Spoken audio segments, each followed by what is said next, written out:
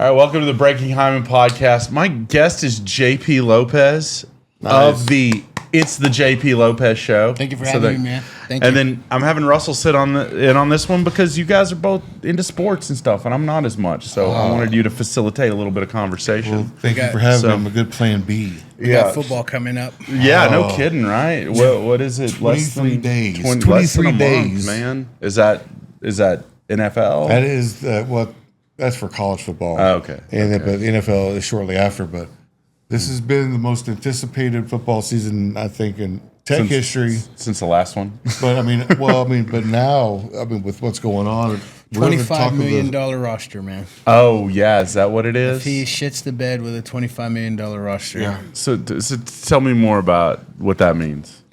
So obviously you can pay players now. Yeah, I heard that. The NIL. They can no longer be kicked out of school. Right. It can be public that we can pay them, whatever. Wow. So that being said, this football team costs $25 million. Wow. It's amazing because the whole NIL deal. The colleges are allowed to pay.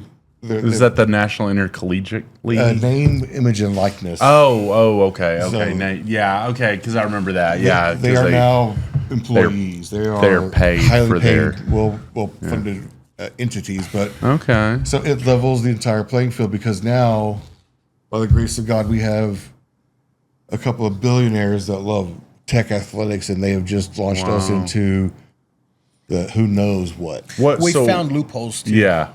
So what do you think that's a good thing? I'm guessing you both do. Well, the guest. I'm curious what JP thinks. Well, I mean, to be honest with you, it's been going on since. It's just legal now. Yeah, now it's just legal. So now people are pissed because, you've got the powerhouse of Alabama that's been paying their players ungodly for who knows when.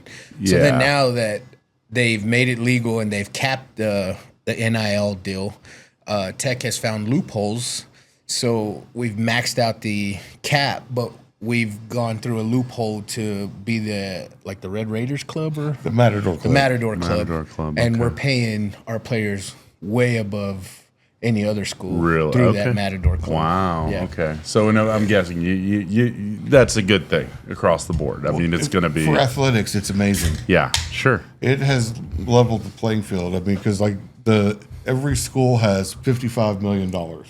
That's what they're allotted. That's what they're allowed to by the NCAA. Okay. But now, because of Cody Campbell, there is a thing that you can pay your players through independent funding, and there's no limit currently as to who can get what. And those are just like boosters. Yeah, but, that's Cody Campbell. Cody Campbell. Yeah. Okay. Who is Cody Campbell? I know the name. He's like an oil tycoon that used to play for Tech and then sold his oil company for billions of dollars recently. He played for Mike Leach, and what people don't remember about Mike Leach, which is kind of cool, he had a 93% graduation rate. Really? Yes. For his players? For his players. Wow. He was not, he was what he was, but no slouch. He also, there were some, I'm sure not everybody, but you graduated from Tech. Yeah, right. As an athlete. Okay. That's pretty cool. What's your thoughts on him leaving, him being gone?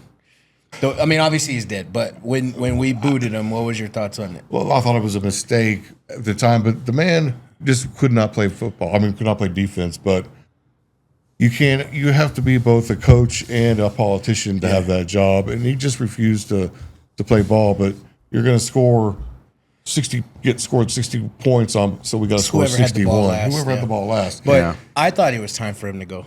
I really did. Yeah. I think he took us to as high as we can go, and I was so sick and tired of beating the number one team all the time under Leach, and then the next week just laying an egg under the Jayhawks, the shittiest team ever.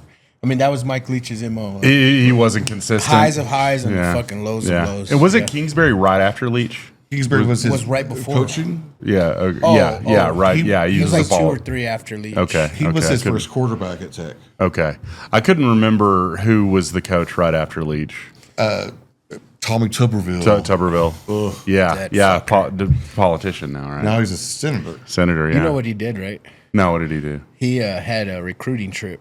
Oh, really? And he had people at the dinner table, and he left during the dinner to go to another school. Whoa! He always thought that tech would be a stepping stone because he kind of was going to ride the Mike Wachleave into another ride the leech wave. Yeah, left the kids at the dinner table. Damn. And he left and dipshit. Now he's his football coaching got him into politics. So. Yeah, well, okay. He's screwing that up too. So would have heard. Yeah. But no, I do think the NIL is good because now anybody can be a winner. I mean, it's like there's an old saying my grandma used to say: "Ask, ass, or cash. How fast do you want to go?" Your grandma said that. Yeah. Okay. You know my grandma. She was yeah. I know. Yeah. Your grandma said, "Ass what? Ask, gas, gas, or cash." Yeah. But I mean, these kids. Nobody rides for free. These kids are in all sports. For the most part, are generating hundreds of millions of dollars for these institutions. Yeah, they are. They're giving up, they're sacrificing their body and now their mind and their youth. And, and if I'm generating hundreds of millions of dollars for you, then by God. And that's the way it should be. And a lot of them aren't going to have the opportunity to go into the NFL or the NBA or whatever, So it's a way for them to generate income, especially these kids that are coming from like low income schools and stuff. So that's how I came up. Yeah, there you go. East side of Lake Ridge. All right. Well, we can come back around to the sports. What's significant about today, Russell? Today, August 5th. 80 years ago, we dropped the bomb on Hiroshima. Oh, nice. Was it Hiroshima? Okay, I'm gonna have to look that up. 80 years ago today. I want to say it was later in the month of August. I'm gonna say it was August 5th. I'm not gonna. It was 1945. 45. Okay, see, you got the year wrong. No, it was today. 80 years ago today. Hiroshima bombing happened on August 6th, buddy. It was 6 hours ahead of us. So Okay. I'll tell you what happened 19 years ago today. My dumb ass got married to this lady I'm not married to anymore. Today would have been my 19th wedding anniversary. Tell us more, Morgan. Yeah, that's it. We never had kids. Thank fucking God. No, I'm not. Yeah. You ever think about what kind of a kid would come out of your genetic pool? I mean, I would have. Okay. I would have had a great kid. I would have had an awesome, strong kid, but it would have been half of what's-her-face that I was married to, so it would have been weak-minded. It would have been chemically addicted to things. It would have been, I mean, seriously, it would not have, I mean, and I don't know how much of that would have been, genetic, how much of it would have nature versus nurture, but no, I'm very glad I did not have any children. Those categories, what was wrong with her? You son of a bitch. No. I'm glad I didn't. I had the old snipperoo, so I don't have to worry about wearing condoms. Because, like Curtis says, any disease I can get statistically is curable. Right. Your AIDS is acting up. These damn AIDS. Fucking AIDS is flaring up. Sickle cell anemia. Yeah, you sure did, man. You beat that bitch. Fuck yeah. So, how long have you been doing your podcast in total, JP? Because I know you had one show and then you went into 3 another years. one. Man, that's crazy. It should have been just one show. Yeah, sure. But I was under a happen. banner, and when you leave, they don't let you take your show with you. And it wasn't like, fuck y'all, I'm out. It was honestly, hey, I got my own studio. I'm going to do my own shit. Yeah. So I like your studio. So then they were like, okay, you still have to pay, your fees for us editing. And I was like, well, I can do it myself. Sure, yeah. They were like, well, and I was like, well, I should start my own show. Mm-hmm. So, had to fucking do that. Yeah. Name and likeness. Yeah. It goes back to that thing. So your show was the first one that I've seen that wasn't from the Snake Pit or from Roy. And I mean, I'd seen people and I've done Morgan's, but I'd never seen a setup where it was like your show. Yeah. And then, so I've been to Roy's a lot. Yeah. But yours was the first time that I saw that. It was. I Very cool. I don't know how to explain what I like to do it like a late night talk show. Yeah, no, that's the vibe That was there the for vibe. sure. Yeah, you've got segments and things like that. That's very cool. And all three of the comics came out and they hit it. Israel did a great job. Ismail. Hosting. But that show was it was cool to see. Oh, you're talking about my live show? Yeah. Oh, yes. The live show was a headache, man. Right. Was it? Oh my gosh, man. You gonna do another one? Not with that venue. No. Yeah. Hotto was on there, right? Hotto did well. Yeah. That's cool. Yeah. So I think I was out of town or had something else going on. the live show, honestly, man, like I need to talk to you. Sure, I need yeah. to talk to you. Yeah. Kept getting the runaround, like, oh, well, we can talk later. Yeah. Went on vacation for like 8 days, came back, cause like I need to talk to y'all. Like, well, we're not available this week. I'm like, Oh yeah. so finally finally get to talk to him, like, hey, I'm gonna have X amount of people, and they're like, you're not gonna have 100 people in here. I was like, this is why I needed to talk to you. Yeah, like, yeah. 'Cause you had a big so- turnout, right? Real Yeah, big I turnout. mean, it full. was standing room only. Wow, So then crazy. I'm like, okay, so how many chairs do you have? And she's like, well, we've got like 16. I'm like, Oh wow. it's is why I need to Wednesday. talk to It's you. fucking Wednesday. My live show is Friday. Yeah, You're telling me you got dang. 16 chairs. So there I am scrambling for 70 chairs. And that's a pretty penny in the last minute. Yeah, sure, So of then course. day of, I'm like, man, I need 20 more chairs. So go get 20 more, find 20 more. They were supposed to have AC. Obviously, they didn't. Oh no, And that it was no AC that night. No Dang. AC, 100 people. It was hot as shit. Oh man, I didn't hear about Yeah. that. So then I'm like, all right, you know, I need the recording. They were like, well, you didn't pay for the recording. I was like, I paid a lot of money. Like that doesn't include the recording. They're like, no. So then she's like, I was like, how much is the recording? And then she tells me how much it is, and I was like, you're out your fucking mind. Like, I can record it for way cheaper. So then she was like, well, we can do one angle, and the audio. I was like, of course the audio. So for like half of that, I was like, well, let's do it. And then I'm like, well, can we stream it? And she's like, well, you didn't pay for streaming. And I was like, all right, lady, like I'm done. I'm completely done with y'all. Yeah. So you think if you do it again, you'll just figure out how to do it yourself? I would have to. So a couple of buddies of mine are like doing their live show at Jake's Back Room. Oh, cool. Okay. So I'm like, if I would do that again, Nice. I'd probably look into doing something Yeah. like that. Okay. Well, as a fan, I really implore you to do another one because If you can bring that out was- people. That was the greatest collection of Latinas I've ever been around. I was just like, I've died and I've gone to heaven. I was just like, You died and went to Latina heaven. I Yeah. try to put out my single vibe, and it just, man. I was just looking. It's like, is this for real? Am I being punked? Yeah. And But I mean, it was a great show. It was well thank done. you, man. I appreciate that. I was so nervous. Oh yeah. I really thought no one was gonna show up. When people show up, I was like, "Fuck, it's game time!" And Yeah. I'm That's nervous as awesome. shit. I'm glad. I'm Yeah. sorry I missed it. I couldn't tell that you were nervous. Whew, yeah. It was good, man. So how was it formatted? Because I hadn't talked to you. I mean, I've Like seen my you since show. then. Yeah. Okay. Yeah. So you had the The guests. comedians. You talked I had a and skit, and then it was a little podcast at the end. Very Yeah. cool. So how many episodes have you done of your podcast, like in total? You got to be well over 100. 160. Yeah. Yeah. Oh, wow. I'm approaching 40, and I've been doing this about a year or so. We did audio. We did about 13 episodes of audio only, something like that. More than 10, and then I came on with Roy, and so kind of the number started over from that point, Yeah. you know.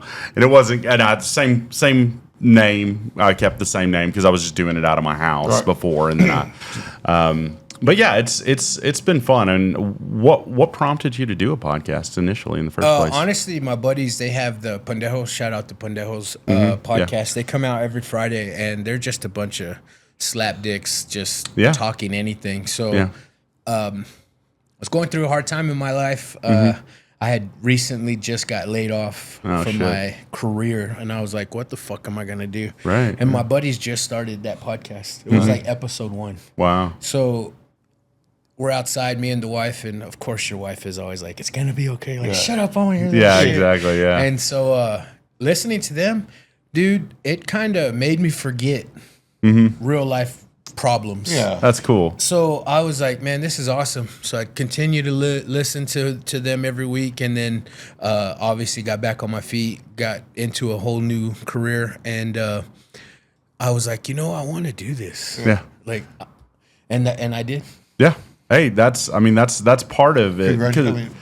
There's so many people that like they talk about, and I've got a lot of friends that are like, oh, I want to do this, I want to do this, but fucking doing it. You just have to do it. You have to buckle down, and it doesn't matter if you. And there's never a right time. Yeah. No, there's never a right time. wait It for sounds the like you figured out a lot of it yourself. Yeah. Wait for the right time. It's never going to happen. Who knows when it's going to be? But Yeah. But I became a workhorse. Sure. Yeah. Like, it wasn't, okay, they're editing, like, they're doing it all. I just got to show up. Like, I think I annoyed the fuck out of them. Yeah. Sure. Because they it's your baby. Yeah. Yeah. And I don't think that they were, like, really to the idea of that me being so hands-on.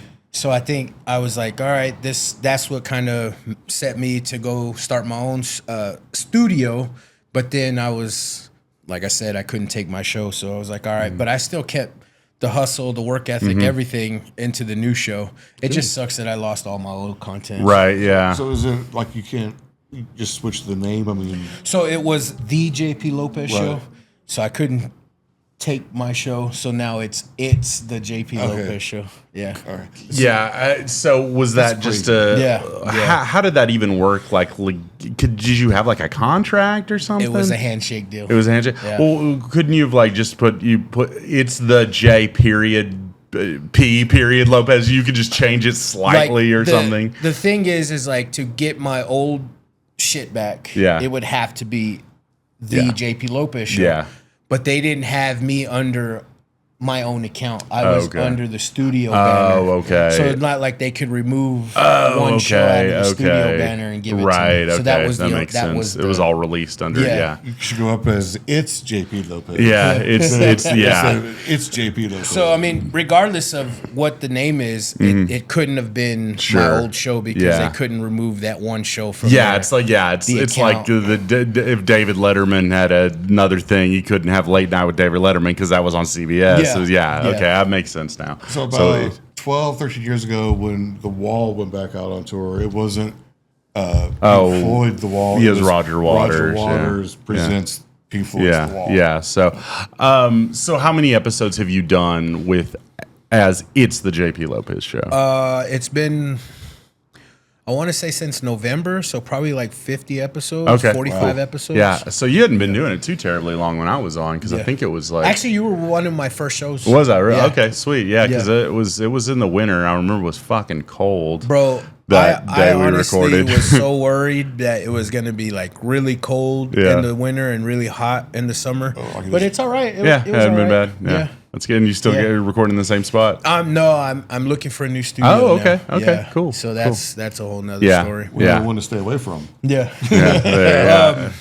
The old studio came up for rent, and he kind of rented it out to a higher bidder. So. Yeah, I hear you. So I mean, it is what it is. Everyone needs money in this world. Yeah, so and it's hard being a podcaster in Lubbock because you don't make any fucking money doing this. You only spend money, and that's a pretty big office space to be paying what I was paying a month. So. Yeah, and you have some advertisers and stuff. I mean, is that just a kind of your bottom line? I mean, I don't want to get too much into the financials, but I know you do have run ads I do for have folks. Sponsors, and I've got 4 of them. Nice. And you're in this to, of course, make content, but also make a little bit of money. Yeah, sure. So, you don't want to be out of pocket. Yeah, and everything. Luckily, my sponsors have really taken care of me. Great care of me. Good. Yeah. Who's your? Not that we want to. So it's KJ Aesthetics. Yeah, she does eyelashes. So nice. Okay. If you mention my name, JP Lopez, you'll get 10% off your set. So take all your girlfriends and your wives and your mistress over there too. Yeah. All the whores. And then my wife's t-shirt business. So it's cool. RL Creations. Oh, nice. Under Facebook, she can make any fucking shirt. Oh, okay. Like I might need to remember that. Yeah. If you have an idea, she'll make it. Yeah. You know what I mean? Mm-hmm. And then Tigre Burrito and I remember. Patriot Painting Construction. Okay. I remember there was a restaurant that advertised that you sponsored you. Okay, cool. What kind of burrito? Tigre is the name of their drive-in on. It's right by the Dairy Queen in Wolford. Oh, okay. Yellow building. Yeah. Let's go out to Wolford and get some burritos, man. Yeah, absolutely. Let's do that this weekend. weekend. They're really good. Yeah. All right, nice.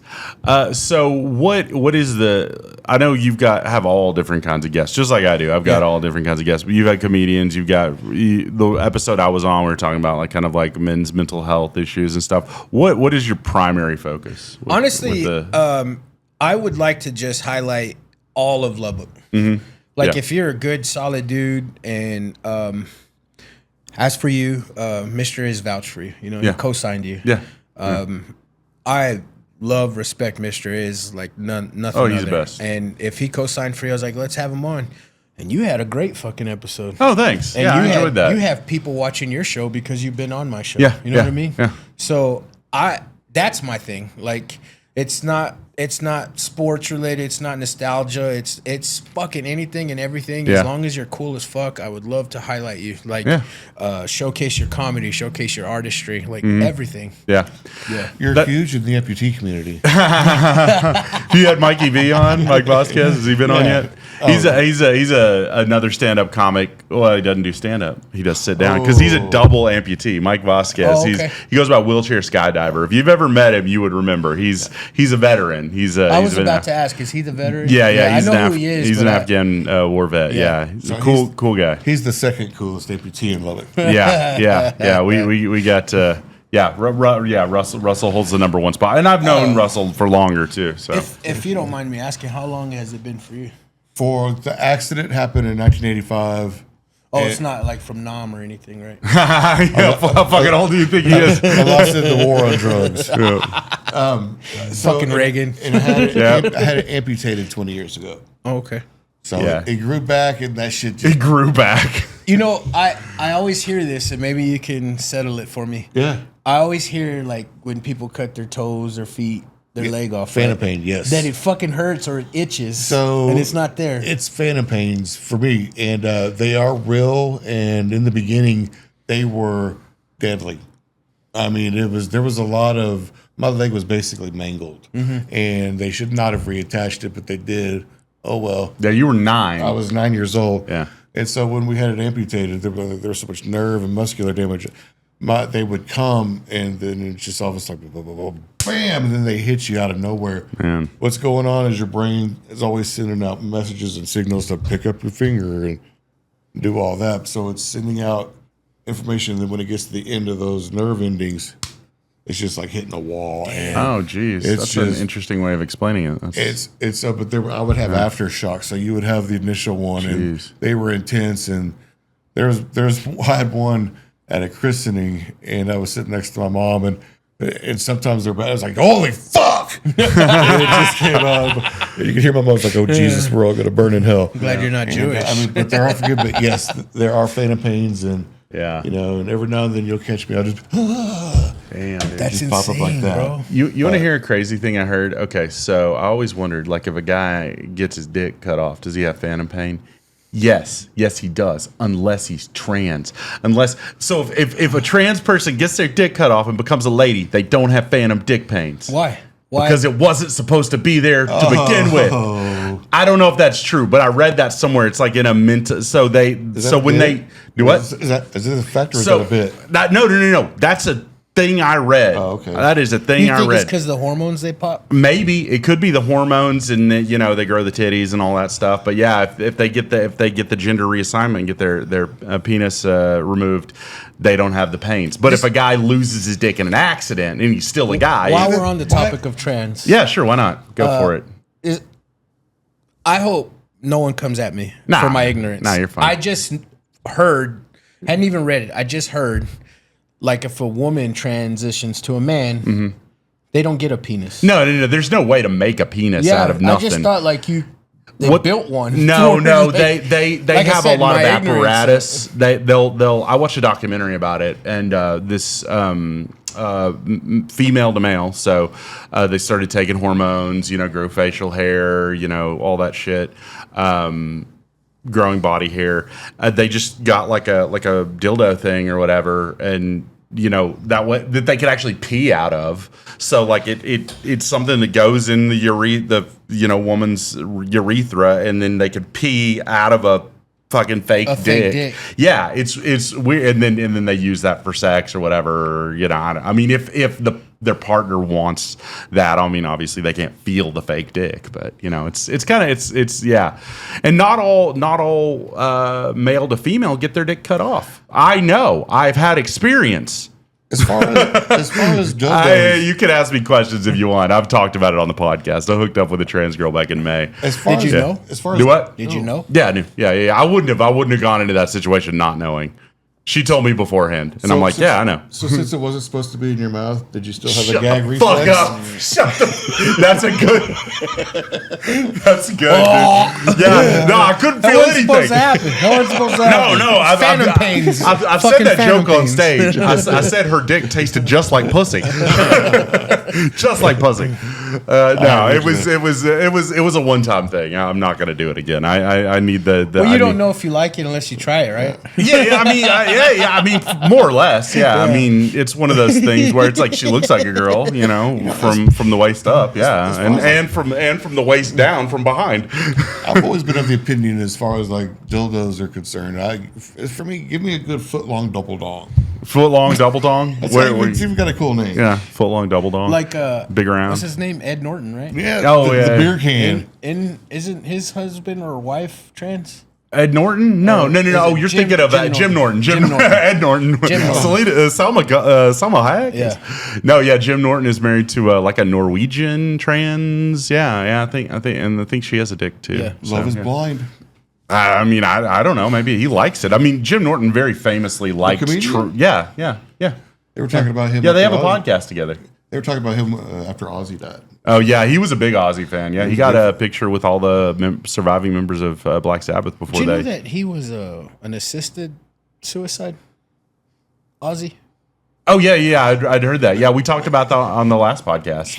Not the last one, but the one before. He had spinal surgery, and it basically killed him. I mean, he wasn't able to function. Oh, yeah, the spine. He wasn't good after that. But, yeah, no, he did assisted suicide. Yeah, I think it was in Switzerland or something. Hey, you know what? Good for him. Good for him. I mean, he went out like he wanted. You put a dog to sleep. You put a cat to sleep. I mean, for the fact that they won't allow. I mean, he peed on the Alamo. He's practically a dog. But like I said, now he's pissing on Davy Crockett. He's pissing on Davy Crockett. But I mean, I don't want to suffer. No, you've suffered enough of your fucking life with the leg and shit. And people don't understand or realize too, but the person in the bed watches what's going around and watch your family suffer because of you. Yeah.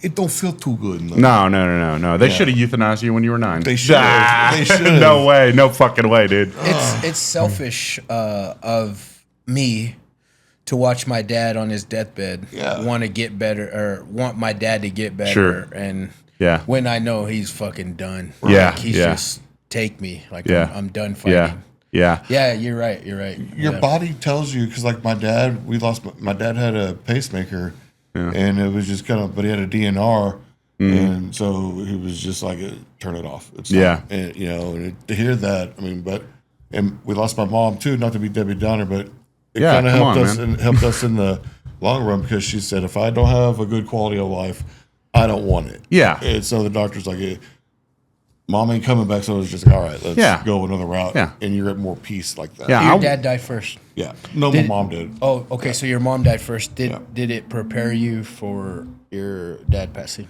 Yes. It did. But I mean, it doesn't matter if death happens tragically, instantly, or after. I mean, it still is a major traumatic experience. Yeah, believe me, like I lost my Superman. Yeah. Like it was very fucking damaging to my mind, body, and soul.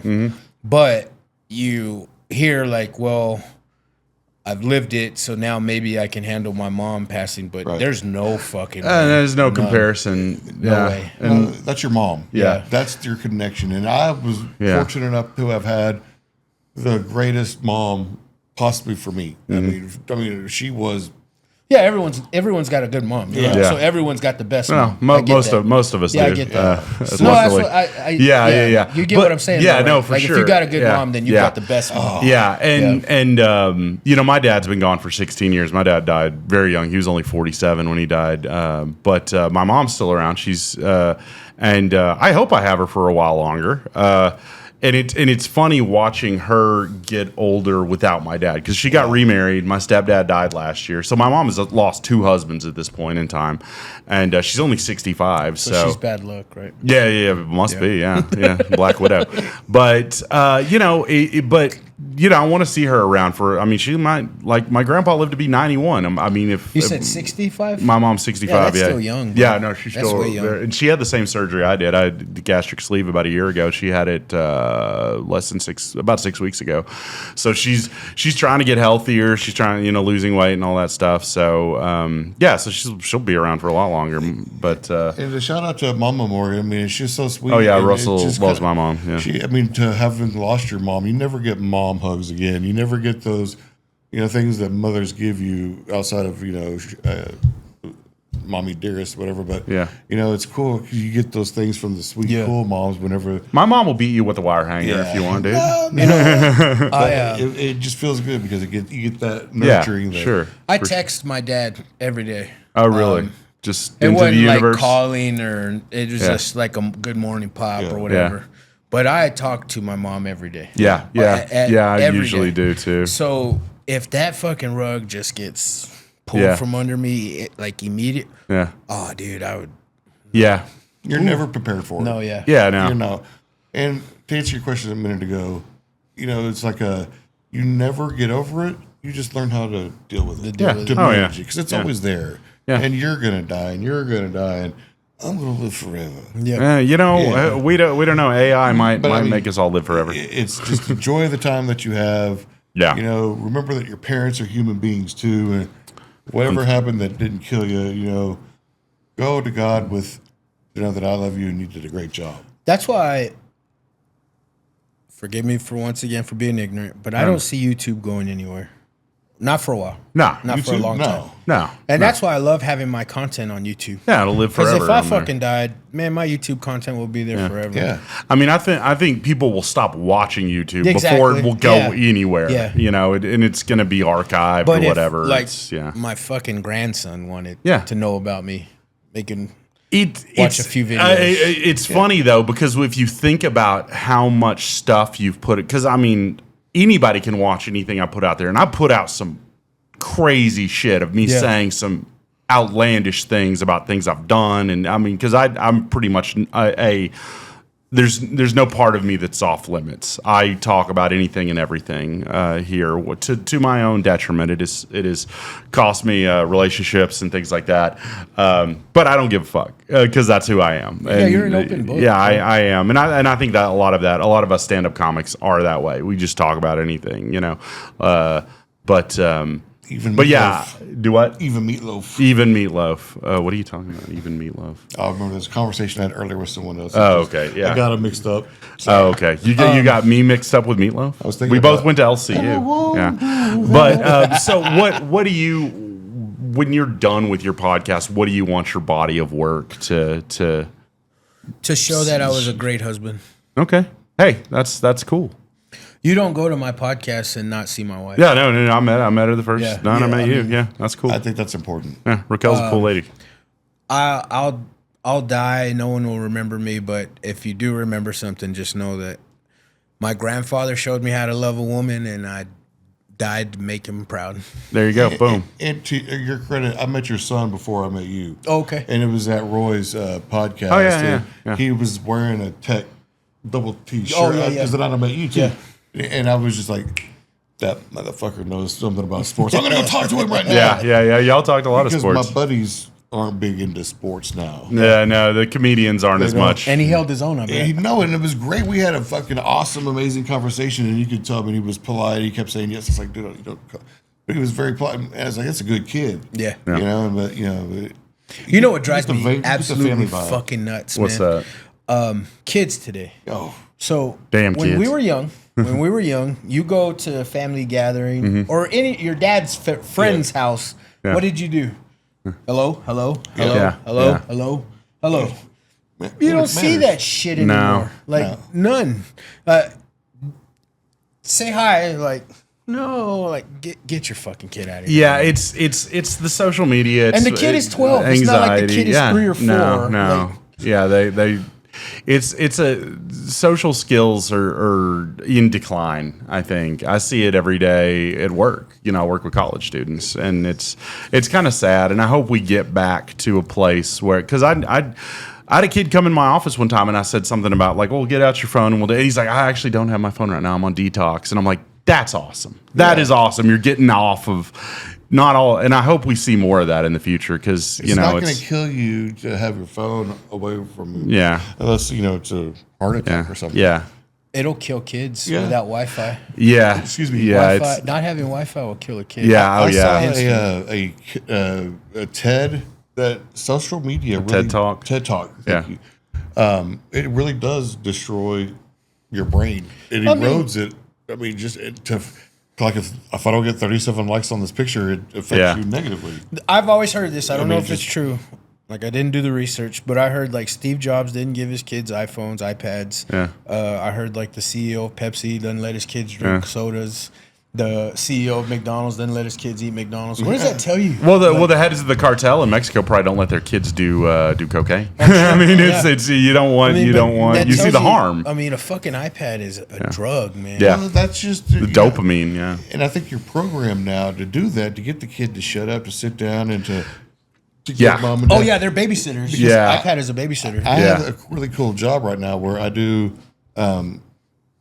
samples at a store here in Lubbock, a very big, costly store. Yeah, is it? Yeah, so, it's not that costly. Just to see these kids, you see like a 2-year-old. With mom's doing whatever, and it's just kind of like, well, it's just shut them up. And I as an adult without kids, kind of appreciate you don't hear screaming children when you go into, but it is detrimental to society. My 3-year-old niece, helped my dad set up his iPhone. Oh wow, okay, it's crazy. The 3-year-old, I was like, what the fuck are we doing? That's crazy. Like, my microwave's still blinking 12. Well, you remember when you couldn't put aluminum in the microwave? Can you now? The to-go meals at Market Street they're tins. I have noticed that there's something in that. You immediately started. If you put foil in there or something. Yeah, I remember the He-Man movie where they blow up the microwave. The to-go meals or ready-made is what they call it. They're fucking metal tins.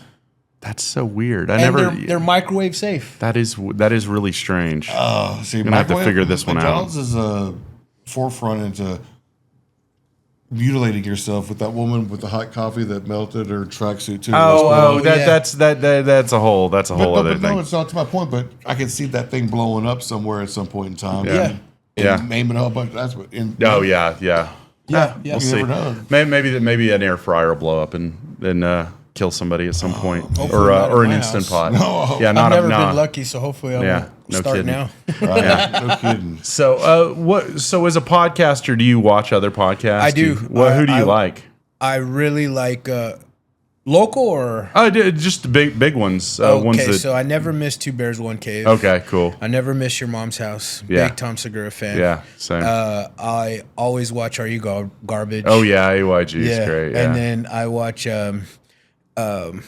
Ian Finance with Jordan. I'll be in Ian with Jordan. I love that one. I love that one. That one. And then my most favorite is The Honeydew with Ryan Sickler. Okay, see, I'm familiar with Ryan Sickler. I've never watched his podcast though. Okay, one of my friends has been on it, but dude, the people's stories on there really will just. What kind of guests does he have? He has there? everybody. Really? Like he has a Patreon where he has normals. Yeah, but then his actual YouTube is like other comics, celebrities, or whatever, and. He just broke off into another podcast called The Way Back. Okay. Cool. And they just talk about their upbringing when they were kids. Nice. And that's another badass I'll have to check that out. Like you live through that damn episode. Yeah. It's they're always 30 minutes. Okay, not too long. Like they say most of the time they say the shit that you were doing when you were a kid. Yeah. Sitting in the back seat looking at that damn car. Yeah, when the seat faced outside, and you're flipping the dude off. Oh yeah, this is sorry, Russell. This is a seatbelt. Oh yeah. Sorry about that. And no, you're good. You're good. Getting the truckers to honk their horn. Yeah. I apologize about that. Oh, you're good, man. It happens. You're good. But I remember if it ain't standing up broke. in my parents' front seat. Yeah, or even like sitting on the back dash. That doesn't even exist anymore. No. Or laying across the floorboard. Laying across that shit. Yeah.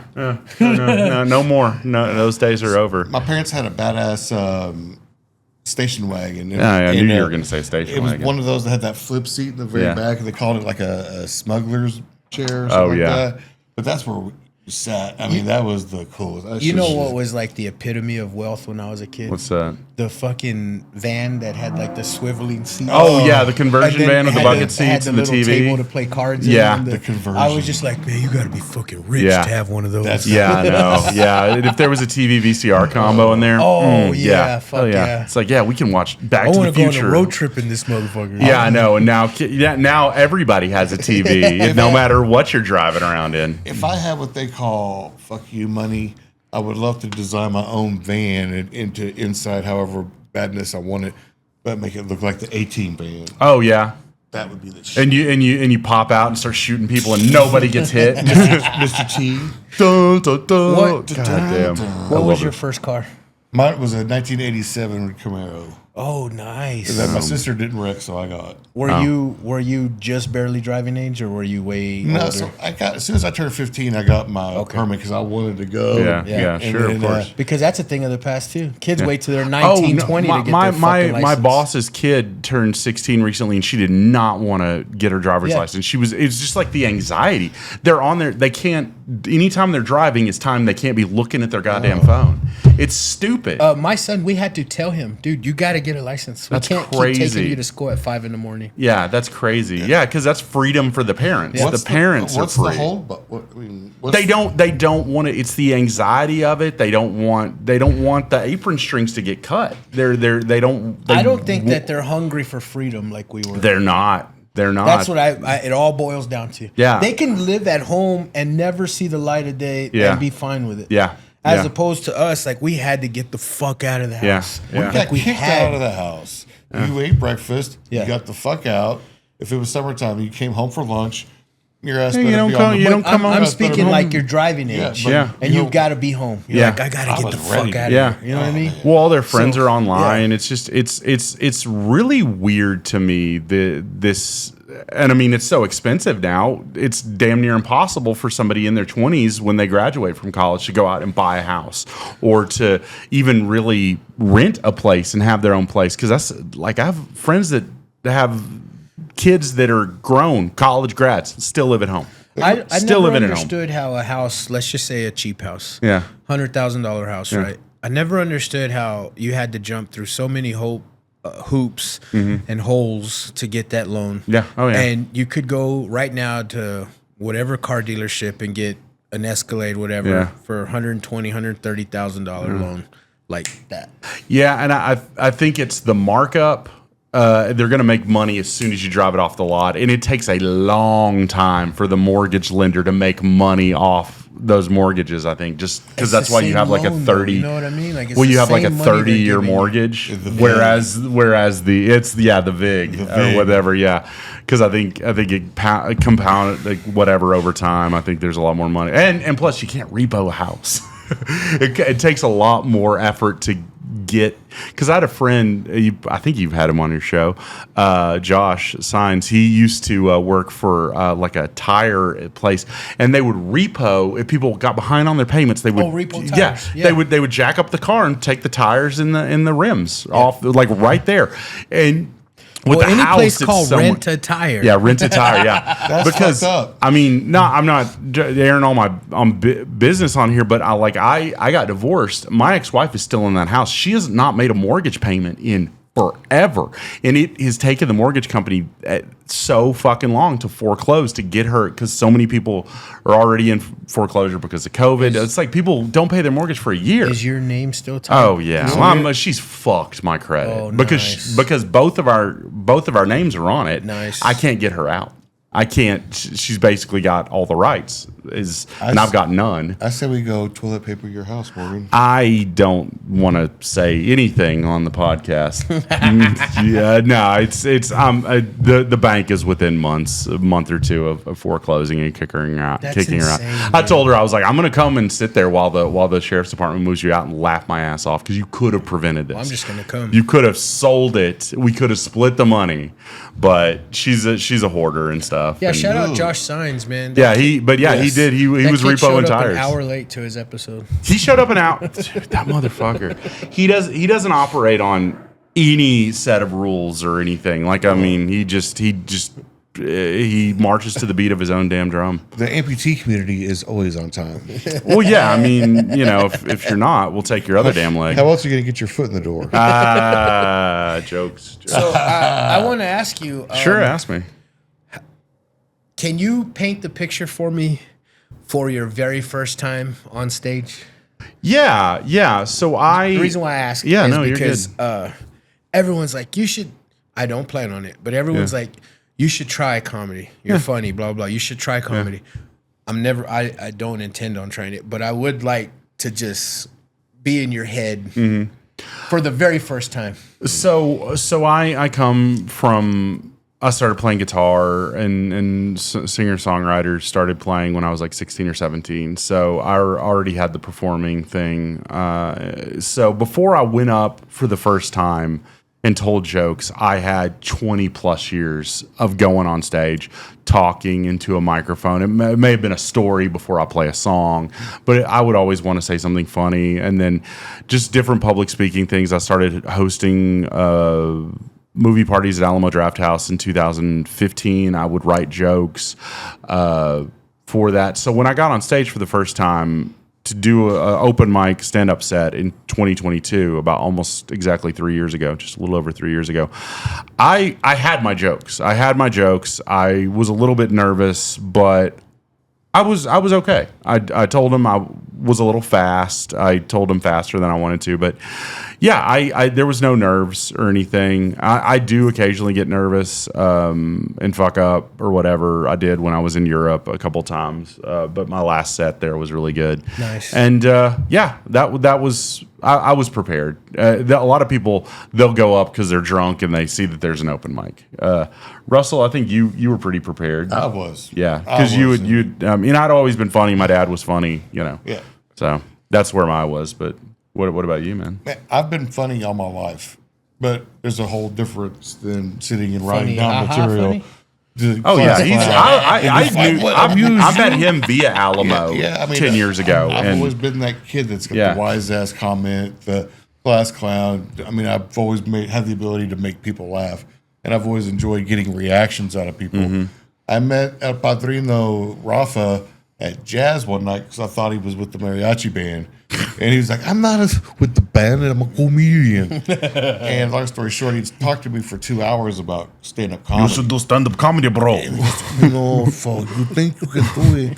Me and my friends, and he told me about doing it. And so the whole time he was there, I just thought this was the universe talking to me. Yeah. Because I was just coming out of a really bad situation in my life that I needed something to feel good about. And so Rafa got me, told me about it. Then I went to the open mic. And the first one was at Bar PM. I still have the list of everybody that was there. And I got up there and I was terrified, but I've never been scared of the stage because I'm an attention whore. I love being on stage. I mean, it's my schvadudes. But I mean, I didn't realize you were not supposed to tell street jokes. And so I had a couple of street jokes. I did what is this? What was that? Superman 5. Oh, yeah. Okay, just Christopher. Yeah. See, your jokes are very topical, like 1990s topical. But was there a movie that's currently out in the... Oh, yeah. Well, yeah. I mean, yeah. Is it Superman? Yeah. There's a method to all of my madness. But I got up there, I got you.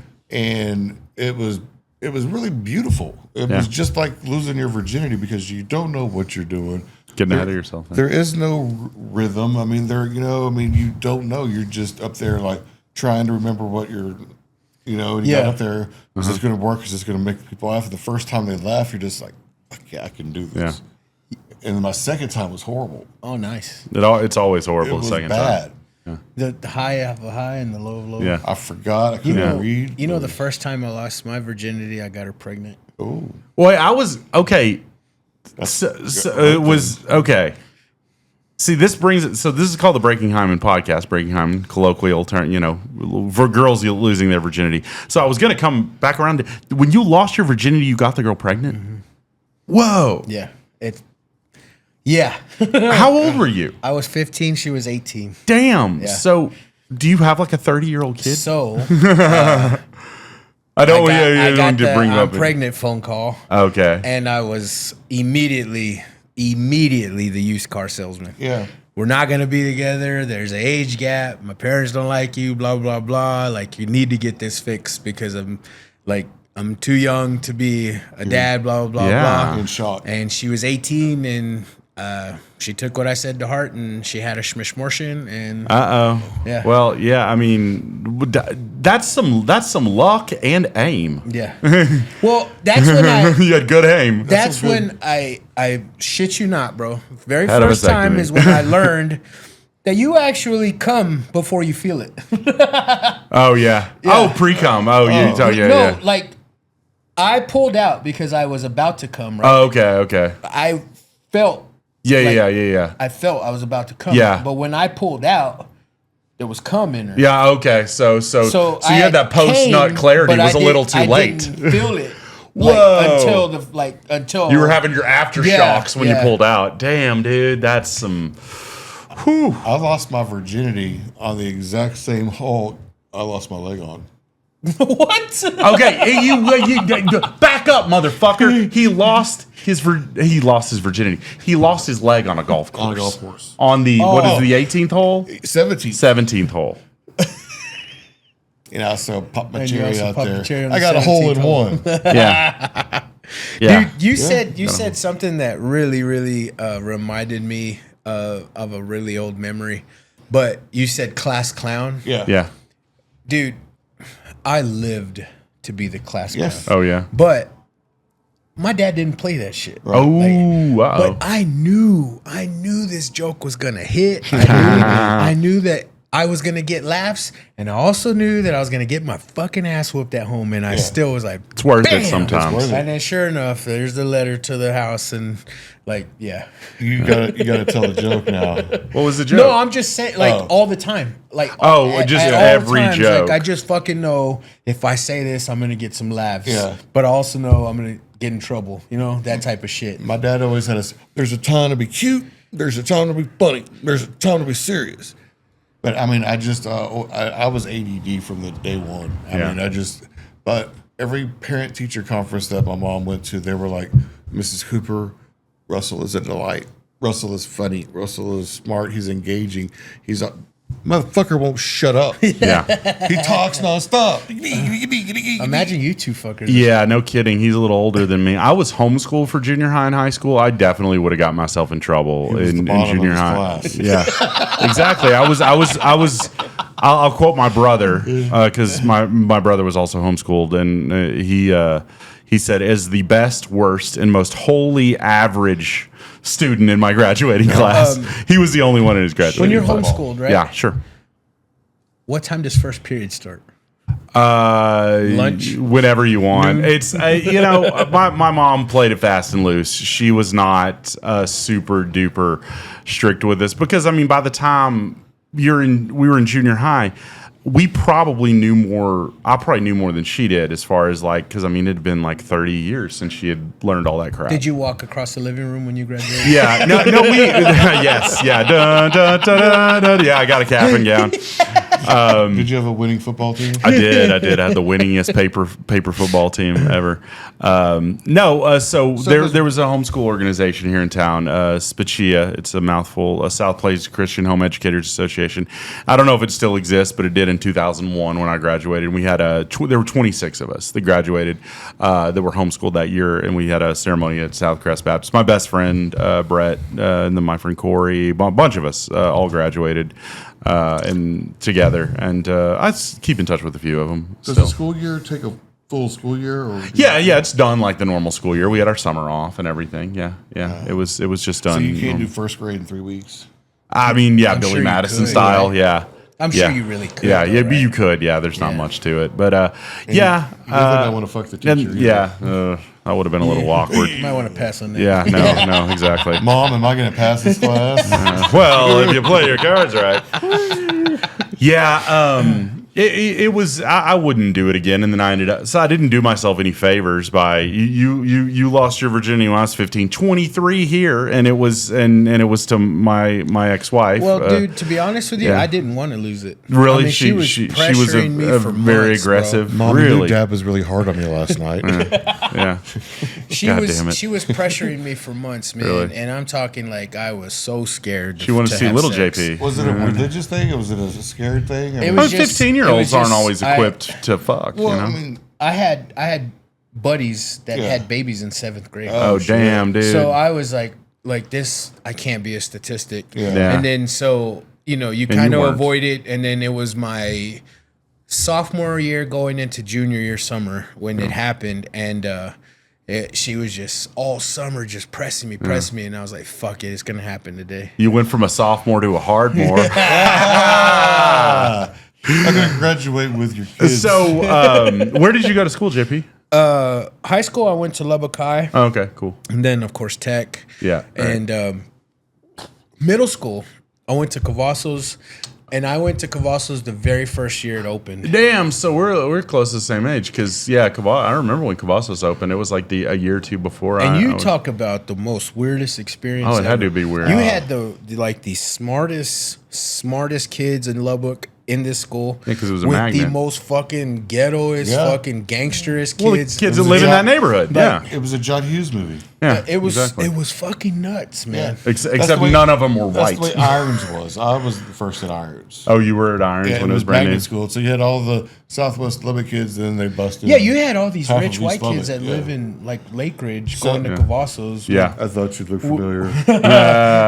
With these fucking ghetto ass Yeah, fucking but- gangster Wow. kids. Damn. But I've always been active in sports, so I didn't have any problems with you guys. No, you guys. No, so my accident happened in 3rd grade. I got bused to Wheatley. I tell you what, I also got bused to Matthews. Oh, really? And Matthews was Yeah. Matthews was Matthews doesn't even exist anymore. Matthews was only 1 grade. It was a It naughty was school. only 7th grade, right? Yeah, 7th grade. Really? But I mean that was in the that. barrio. It was on Clovis. Yeah, Highway. it was 2 stories too. Yeah, it was 2 stories. Man. And 2-story 7th grade school. And That's chaos. it was fucking crazy. Yeah. it was amazing. But it was like what's that movie where the kids are running the whole school? Was it Tough Turf? Is that the one? Salem's Lot. No, Salem's Lot. I can't even remember. I can't remember. Yeah, well, whatever. It sounds like chaos. But I think it's just weird because I remember being bused to Wheatley and you go into the cafeteria and it's just dark as night everywhere, and then boop, there's the white kids. The whites. Wheatley, that's off Flint, isn't it? I don't remember where it was. It was East Lubbock. Yeah. Oh, East Lubbock. Yeah, East Oh, Lubbock. yeah. But I mean, Okay. it's not there anymore because I mean it was like built like the day World War II ended. Did we're wrapping up here? But have you ever left Lubbock, or you been Lubbock always? So I lived in Boston for 6 months. Oh, damn. Doing my internship. Okay, I think I remember you mentioning And that. dude, that life is too fast. Big cities are. So, I want to live in a big city at some point, especially in another country. Yeah. I've talked about this. I want to like go and teach English abroad. I would come back to Lubbock. Lubbock is where I want to be at the end. But get up at it's 5 in too the much morning. for you, huh? Just to go to the subway, park the truck on time, Yeah. and then catch the subway into Boston. Get out of work, come back home, find a paying job because I needed a paying Yeah, job. sure, yeah. Fucking Boston ain't cheap. No, hell no. So worked a moving company job where a license was fucking gold. Yeah. Yeah. Like the interview was like, "You have a license? Can you like start yesterday?" Yeah. Oh yeah. And I was like, $19 I an can't. hour. I don't have a CDL. And they're like, I don't care. You got a license. Yeah. Wow. So I'm moving these big ass fucking trucks in the city of Boston where the streets are like this now. Yeah, it's gotta be and they've got nerve-wracking. Cars parked on this. You're like, you gotta be shitting me. Yeah. That I'm telling you all this shit because you get off of work at whatever time you finish the job.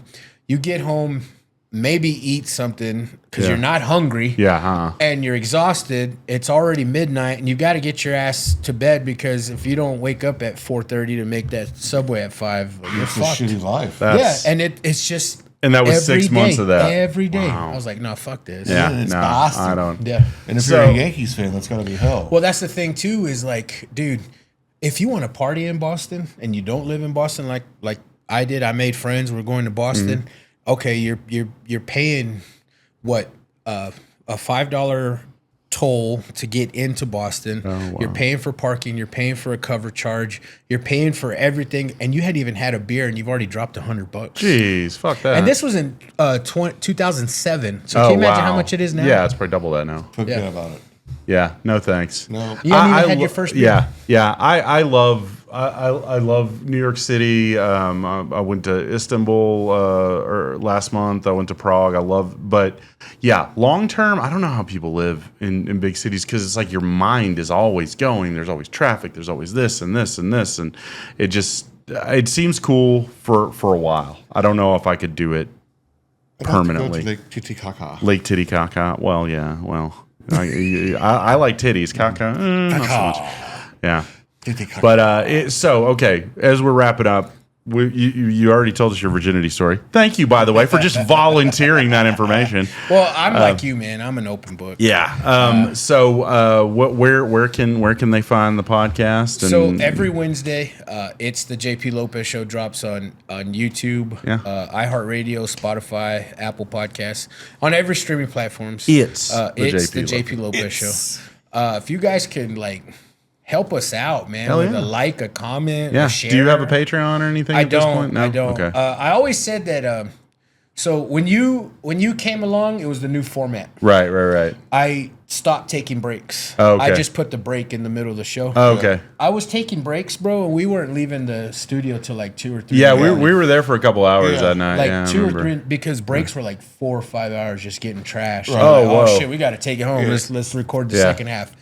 And I always said, you bring up Patreon, and I tell you the story because I always said, if I just recorded those breaks, I bet that'd be hilarious. I would be fucking filtty rich. Well, maybe do one a month or something. None of my friends would still be married, but I'd be filthy rich. Yeah. There you go. It's like the Pat McAfee show where it's a live podcast of the sports broadcast. Oh, yeah. And so there's times where the entire audio just drops out because someone's fucking cussing. Yeah. But that sounds fun. I hope I can come back on again. There's a whole bunch of comics that if you want to have more comics on, we got plenty more comic friends. Yeah, bro, There's a lot of them. Most definitely love to have you back on. Cool, man. Have you on too, man. it's been a pleasure. This is my first time getting to work with you. Yeah. Oh yeah, that's great. I'm glad y'all got to talk some sports because I don't know dick about all that. I wanted to ask you your comic stand up at Roy's live show. Oh yeah, is that anywhere? Did you record it? Yeah, he has it out in the Snake Pit. He had. Yeah. See, I didn't know because my I was out of town. I want to see that. Even there to see it. Hey, I'm sorry. I was in Istanbul, buddy. I didn't understand or know if Roy allowed you to tape while you were doing it. Roy's a little protective of when he does his live shows. But I knew he was recording it, but he released it in the Snake Pit. Yeah. Fuck Roy. It's Roy. your set. You should be able to record your own set. The views of JP Lopez do not. Record your set. Yeah, no, he didn't say no. But okay. I'm still relatively new in this thing. Yeah, no. If he recorded it, I'm sure he can get it. No, Roy, I just didn't. I heard it was a good set. So. I was. Yeah, I'd love to hear it, man. That's all I was asking. Hector changed. It was What the Hector. And shout out What the Hector. What the Hector. Rafa started it, but What the Hector gave me some advice. About, he gave some good advice. It worked. What do you think about the Lubbock podcast scene? So there's a lot of us. I know Morgan, Sandwich, and Mr. Fiend have one. They're great. Roy, Morgan's breaking Hyman's. What you're doing, the big PP. Yeah. And honestly, bro, there's no competition. It's all love. It's all love. Yeah, this is fucking insane. Yeah. There should be some type of somebody hating me. Right. But I don't get that. And I love it. Yeah. You know? There's one negative one that I've heard about. I don't want to say anything but there is one that I have heard nothing but negative things about, but I'm not going to say anything, but other than that, you can tell us off mic, but but they don't. It's just nuts, man. Like Tommy, those are my everybody bros. shows everyone love, and here in Lubbock, as a podcast, we're all very supportive of each other. It's cool. I'm glad, like what Kimothy is doing and what what you do and what it's great, and I love it. When I started, I mean, I knew Morgan from all the glory holes. But Rafa, my friends are very welcoming. They're very cool, and it wasn't like this. I mean, there's only one I don't really care too much for, but he had a mole on his dick. But I mean, they welcomed me in, and 100% with open arms, and they love it. Because he had a black dick. You don't like black dick. It's easier to spot in the crowd. I don't like intimidating men with my shit. Yeah. Foot long, double long. Yeah. Well, thanks for coming on, JP. This was a hell of a lot of fun. Thank you, and man. We'll close out. But check out JP. It's the JP Lopez Show. Check out me and Russell doing stand up every Wednesday at Lantern, every Thursday at Bar PM. Russell Cooper 286 is my Instagram. Yeah. All right. Thanks for watching Breaking Hyman.